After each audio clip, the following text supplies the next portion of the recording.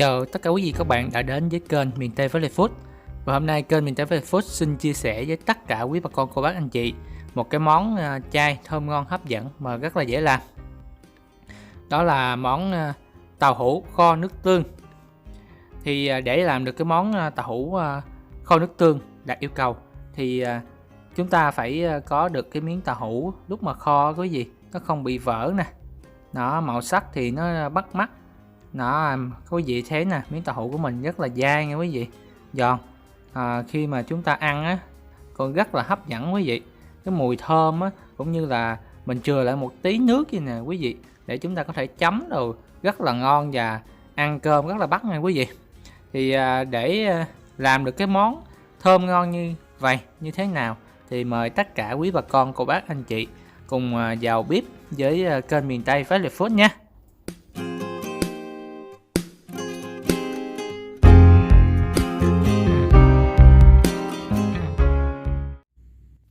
Rồi bây giờ chúng ta sẽ bắt đầu vào bếp nha cô chú anh chị và các bạn.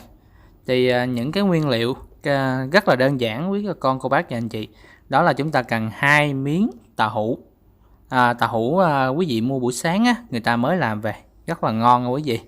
Mới chiên xong về còn nóng hổi luôn, là chúng ta làm cái món này rất là ngon và hấp dẫn.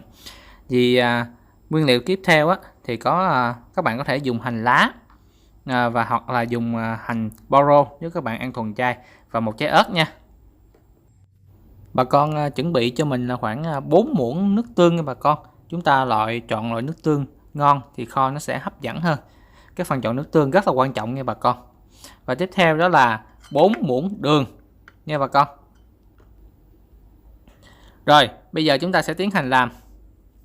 Trước tiên á, quý vị để cái miếng tàu hũ mình nó kho được thấm ngon thì chúng ta hãy cắt nhỏ những cái miếng tàu hũ mình ra nha quý vị. Quý vị cắt thành những cái miếng vuông vừa ăn như mình đang cắt nè quý vị. Này, mình cắt thành những khối vuông như vậy là kho đó, gia vị vào nó ngấm rất là ngon. Rồi bây giờ quý vị cho mình vào một muỗng nha, để món kho của mình nó được đạt chất lượng. Thì các bạn lưu ý là cho mình vào một muỗng muối và lắc đều dùm mình nha. Lắc đều lên cho muối nó thấm đều hết cái phần tàu hũ mình. Khi kho miếng tàu hũ mình nó sẽ trở nên ngon và nó chắc hơn đó quý vị, nó không bị vỡ. Quý vị nhớ lắc đều nha. Rồi trong cái thời gian mà chúng ta đợi nước muối muối nó thấm đều vô tàu hũ thì các bạn tranh thủ cắt những cái phần hành ra. Hành này thì mình là không ăn thuần chay nên mình có thể sử dụng hành và tỏi. Nếu bà con cô chú anh chị nào ăn thuần chay thì có thể thay thế bằng hành boro. Để cho cái món kho của mình đậm vị hơn thì bà con cho vào một trái ớt nha. Ớt này thì mình cũng băm nhỏ thôi, tùy vào bà con thích ăn ớt cay hay là không thì mình sẽ chọn cái loại ớt thì thích. Bây giờ thì chúng ta cho hết cái phần nước tương này và đường trộn lẫn vào nhau, và bà con cho thêm cho mình là khoảng 4 muỗng nước nữa nghe bà con. Thì cái lượng đường, lượng nước và lượng nước tương này là mình cho bằng nhau. Sau đó thì chúng ta khuấy cho cái phần đường này nó tan hết nha quý vị. Thì nó tan hết chúng ta sẽ dễ dàng kho nó ngon hơn. Thì bây giờ quý vị bắt cho mình lên một cái chảo và đợi cái chảo dầu nó nóng lên thì chúng ta cho dầu vào. Khi mà quý vị thấy dầu bắt đầu lên tim và bắt đầu sôi thì chúng ta cho cái phần tàu hũ vào. Thì quý vị lưu ý sau khi mà dầu sôi vậy quý vị nhớ hạ lửa nhỏ lại xuống một xíu thì chúng ta chiên nó sẽ đỡ bắn dầu hơn và nó an toàn cho chúng ta nha quý vị. Thì chúng ta bỏ hết, quý vị nhớ canh lửa và chúng ta đảo đều những miếng tàu hũ của mình để nó tránh bị khét thì nó sẽ không ngon nha quý vị. Đó, chứ quý vị lưu ý là cho dầu nhiều chút xíu thì chúng ta chiên những cái miếng tàu hũ của mình nó sẽ vàng và rất là đều, cũng như là ngon đẹp mắt. Đó, sau khi một chút xíu thì cái miếng tàu hũ của mình bây giờ nó đã vàng hơi hơi nè quý vị, nhưng mà mình cũng phải đảo đều tay mới được, Tại cái gì lúc này á, mà các bạn hơi ngơi tay chút xíu, hơi lơ là chút xíu là rất là dễ bị cháy khét. Tại vì dầu bây giờ nó rất là nóng quý vị. Đó, bây giờ tàu hũ của mình nó đã vàng rồi quý vị. Đó, quý vị cũng không cần chiên cho nó hơi hơi vàng vàng thôi. Chúng ta cũng không cần mà nó vàng lắm quý vị, cho nó ráo cái mặt là được rồi các bạn. Rồi bây giờ tàu hũ của mình đã đạt yêu cầu và mình bắt đầu gấp ra quý vị. Đó, khi mà chúng ta chiên như vậy rồi chúng ta kho lại á, thì cái miếng tàu hũ của mình á là nó không bị vỡ lúc ta kho. Nếu mà các bạn không chiên sơ qua như vậy thì cái miếng tàu hũ của mình lúc kho nó sẽ không có ngon đâu quý vị. Rồi lúc này chúng ta đổi một cái nồi kho khác, chúng ta cũng cho vào một ít dầu, lượng dầu ít thôi. Đó, rồi chúng ta cũng đợi cho dầu sôi lên chút xíu nha các bạn. Đây, quý vị và các bạn xem, nó mình cũng quậy liên tục, đợi dầu nó bắn lên chút xíu thì chúng ta cho cái phần hành hoặc là cái phần bo rô vào. Mình dùng hành thì không dùng bo rô nha quý vị. Còn quý vị bà con cô bác anh chị nào ăn thuần chay thì dùng hành bo rô. Sau khi mà hành của mình nó đã vàng rồi nè, quý vị xem nè, nó vàng rồi nè. Nó vàng và cái lúc này á, cái mùi nó bốc lên rất là thơm.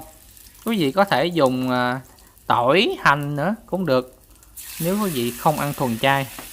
Rồi bây giờ chúng ta cho hết cái hỗn hợp nước tương, đường và nước vào nha quý vị. Lúc này thì quý vị chú ý là chúng ta khuấy đều lên. Mới cho vào thì nó còn rất là nóng, thì chúng ta khuấy đều tay nha quý vị. Để tại vì đôi khi mà các bạn và quý vị và các bạn á chưa có hòa tan hết cái phần đường thì chúng ta đổ vô á, cái giai đoạn này nó rất là dễ bị khét, nên bởi vậy chúng ta khuấy đều tay là an toàn nhất. Rồi quý vị thấy lúc này nè, nước nó sôi lên rất là dữ, cũng cái màu nước tương, đường thì nó sẽ từ từ nó chuyển thành cái màu cánh gián, trông rất là đẹp mắt. Quý vị đợi cho nó sôi lên một chút xíu, nó tạo thành một cái hỗn hợp sền sệt gồm đường, nước tương và một chút dầu ăn cũng như là hành chúng ta phi á. Lúc này cái mùi nó bốc lên rất là thơm quý vị. Sau một lát thì quý vị đã thấy cái nồi của mình bây giờ nè, nó chuyển sang cái màu cánh gián nè, và cái mùi thơm nó bốc lên rất là nhiều. Thì bây giờ